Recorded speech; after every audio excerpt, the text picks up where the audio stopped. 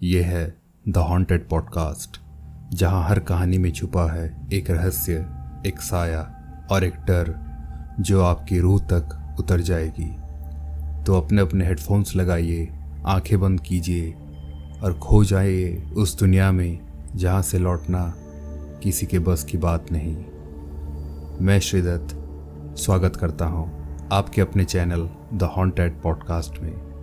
तो चलिए बिना देरी किए सुनते हैं आज की डरावनी कहानी।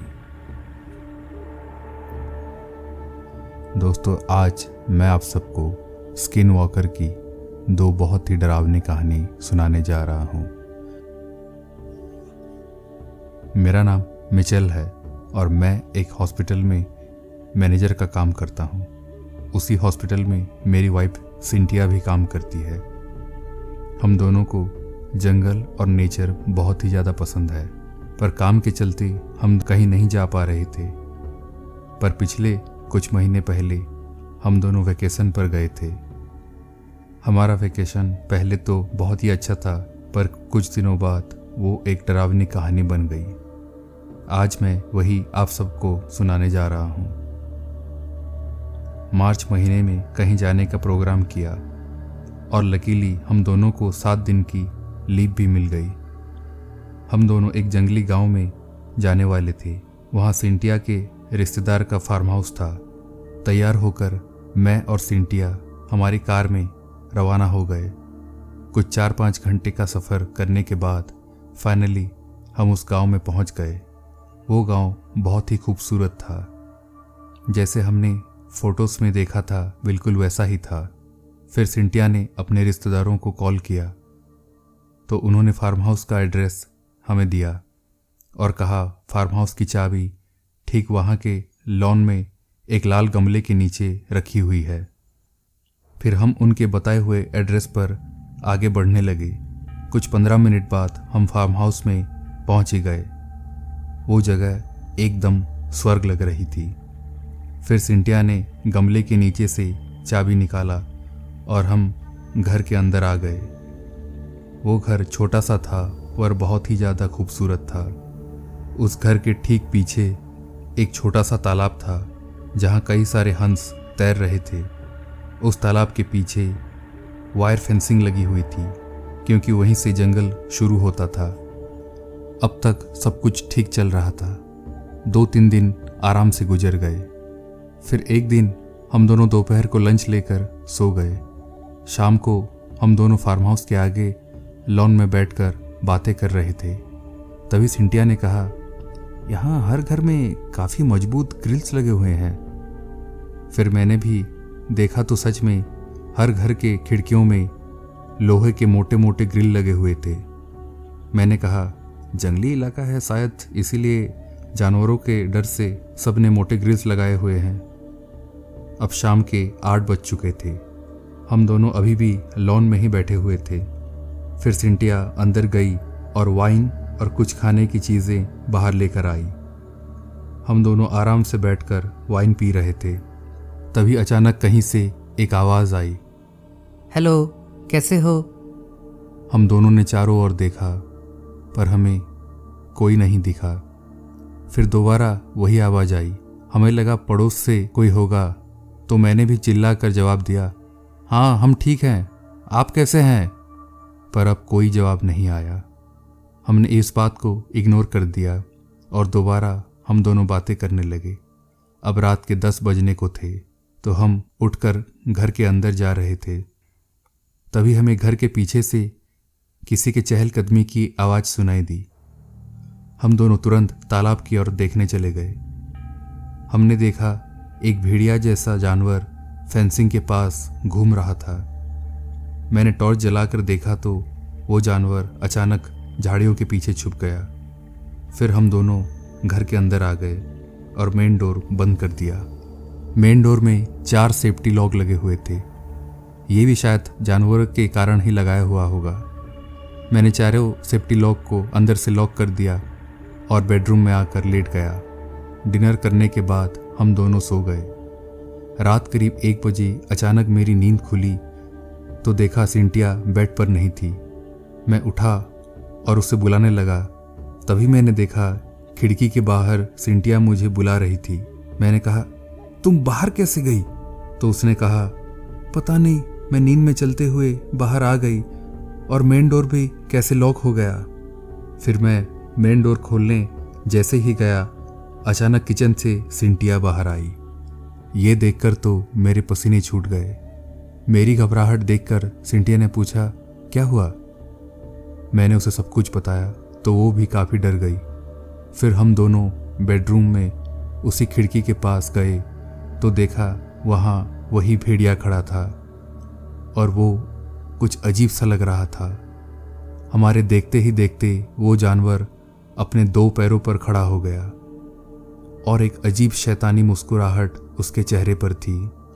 फिर उसने जो किया वो देखकर हम दोनों के खून ही जम गए। उस जानवर ने इंसानी आवाज में कहा, हेलो, कैसे हो? ये वही आवाज थी जो शाम को हम दोनों ने सुनी थी। फिर कुछ देर बाद उसने दोबारा कहा, हम ठीक हैं, आप कैसे हैं? ये बात उसने मेरी आवाज में कही थी। अब हमें ये तो पता चल गया था कि ये कोई आम जानवर नहीं है। मेन डोर तो लॉक था। मैंने सारे खिड़की भी अंदर से बंद कर दिए। कुछ देर तक सब कुछ शांत था, पर थोड़ी देर बाद अचानक किसी ने मेन डोर को जोर से नॉक किया। पर हमें पता था ये वही शैतान होगा। सुबह के 5 बजे तक दरवाज़ा वैसे ही बजता रहा।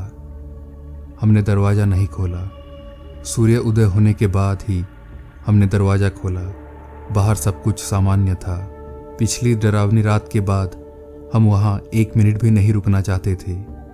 हम तुरंत तैयार होकर वहाँ से निकल गए। ये पूरा किस्सा सिंटिया ने अपने उसी रिश्तेदार को बताया तो उन्होंने कहा वो जानवर एक स्किन वॉकर था जो किसी का भी रूप और आवाज़ कॉपी कर सकता है। उसी के डर से वहाँ हर घर में मोटे ग्रिल लगे हुए हैं। और ये भी कहा कि ये सब बात वो बता ही रहे थे, तभी नेटवर्क प्रॉब्लम हो गया और कॉल डिस्कनेक्ट हो गया। उसी दिन के बाद से हम जब भी कहीं जाते हैं तो उस जगह की पूरी इन्फॉर्मेशन जानने के बाद ही जाते हैं, क्योंकि हम वो सब दोबारा महसूस करना नहीं चाहते। मेरा नाम श्रवण है और मैं वेस्ट बंगाल से बिलोंग करता हूँ। बचपन से ही थोड़ा मोटा था। जैसे ही उम्र बढ़ती गई मेरा मोटापा भी बढ़ता गया। अब मैं 30 साल का हूँ और मेरा वज़न 120 किलो है। ऊपर से मेरी हाइट भी थोड़ी कम है, इसीलिए मेरे दोस्त मुझे ढोल कहकर चिढ़ाते हैं। पहले तो मुझे ये सब बुरा लगता था, पर अब मुझे कुछ नहीं लगता, क्योंकि इस मोटापे को कम करने के चक्कर में मैं मौत को देखकर वापस आ गया था। यह बात 2 साल पहले की है। मेरे लिए कई सारे रिश्ते आए शादी के लिए, पर मेरे मोटापे के चलते हर लड़की ने मुझे रिजेक्ट कर दिया। फिर मेरे घर वाले भी मुझे ताने मारने लगे। अब ये सब कुछ थोड़ा ज़्यादा होने लगा था। मेरे सहने की शक्ति कम हो रही थी। फिर एक दिन मैं गुस्सा होकर घर से निकल गया। उस दिन मेरी छुट्टी भी थी। मैं अपने बाइक से जा रहा था, तभी अचानक मेरी नज़र एक होर्डिंग पर पड़ी। उसमें लिखा था, बस 15 दिन में 30 से 40 केजी वजन घटाएं, नहीं तो पूरे पैसे वापस। ये देखकर मेरी आंखें फैल गई। मैं तुरंत रुका और उस होर्डिंग में दिए हुए नंबर को सेव कर लिया और वहाँ से निकल गया। अगले दिन मैंने उस नंबर को कॉल किया। कुछ देर बाद किसी ने कॉल रिसीव किया और कहा, जी नमस्ते, मेरा नाम अनुराग है, मैं आपकी क्या सहायता कर सकता हूँ? मैंने कहा, मेरा नाम श्रवण है और मैंने आपका पोस्टर देखा जिसमें लिखा था मोटापा। इतना सुनते ही उसने कहा, जी हाँ, आपने बिल्कुल सही देखा है। फिर उसने मुझे अपना एड्रेस दिया और 2 दिन बाद बुलाया। ठीक 2 दिन बाद संडे को मैं उसके बताए हुए एड्रेस पर पहुंच गया। कुछ 15 मिनट बाद मैं उसके ऑफिस में आ गया। वहाँ कई सारे लोग थे, कुछ मोटे थे, कुछ पतले थे, पर सच बताऊं तो मुझसे ज़्यादा मोटा वहाँ कोई नहीं था। वहाँ के सारे लोग मुझे ऐसे देख रहे थे जैसे मैं कोई इंसान नहीं, एलियन हूँ। फिर कुछ देर बाद एक आदमी ने मुझे अंदर जाने का इशारा किया। मैं अंदर गया तो देखा वहाँ एक हैंडसम लड़का बैठा था। उसने कहा, जी मैं ही अनुराग हूँ, प्लीज़ आप आराम से बैठ जाइए और कहिए क्या समस्या है। मैंने कहा, आप देख ही तो रहे हैं, ये मोटापा ही तो मेरा समस्या है।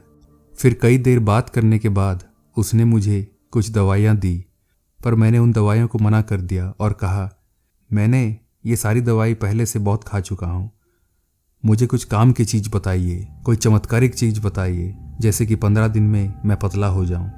ये सुनकर उसने कहा, ठीक है। फिर उसने मुझे एक पौधे की फ़ोटो दी और कहा, इस पौधे की पत्तियों का रस अगर आप दिन में एक बार पिएंगे तो सिर्फ 10 दिन में आप आधे वजन के हो जाएंगे। ये पौधा सच में चमत्कारी है। ये सुनते ही मैंने कहा, तो दीजिए ना मुझे ये पौधा। अनुराग ने कहा, ये पौधा इतनी आसानी से नहीं मिलता, ये पौधा सिर्फ केरल के जंगलों में ही मिलता है, लेकिन इसे पाना इतना आसान नहीं है।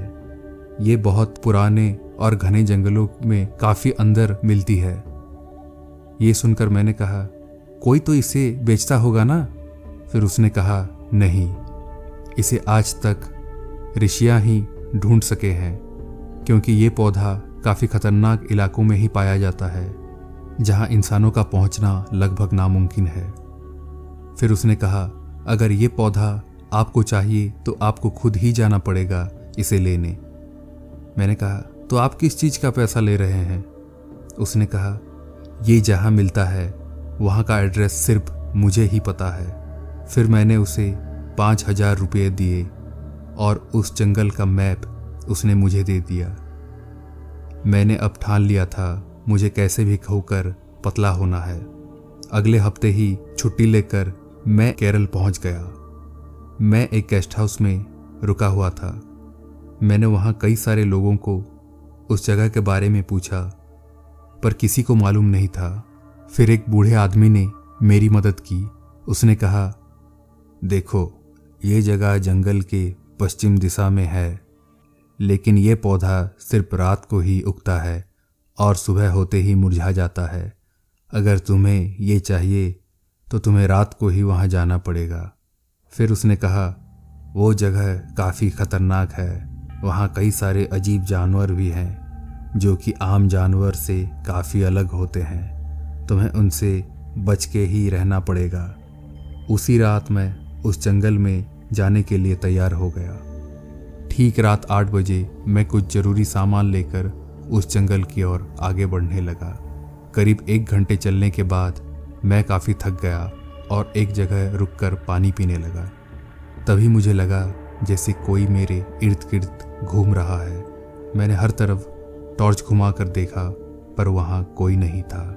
कुछ देर बाद मुझे लगा जैसे ठीक मेरे पीछे कोई गहरी सांसें ले रहा है।